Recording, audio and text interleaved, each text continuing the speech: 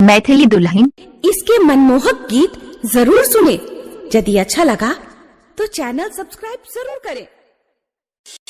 अखन अपने सब सुन रहल छी अलोली बाजार खगड़िया से माँ सरस्वती रिकॉर्डिंग स्टूडियो की शानदार प्रस्तुति।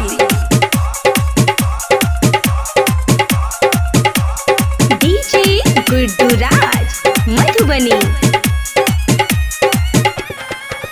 तोड़ाया बनाई जे तोड़ाया हब नहीं तोड़ाया बनाई पीछा छोड़ा बगया भले बापा से तोड़ा हलाड़ा हो गया तोड़ाया हब नहीं पीछा छोड़ा बगया भले बापा से तोड़ा हलाड़ा हो गया। प्रेजेंटेड बाय माँ सरस्वती रिकॉर्डिंग स्टूडियो अलोली बाजार।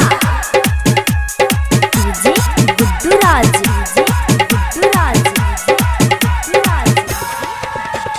जहिया खाई भी लाभ के दवाई ये लाभ के दवाई 9 महीना में बना भी तोय माई ये बना भी तोय माई बेटा पापा कही के बोलाई त गेल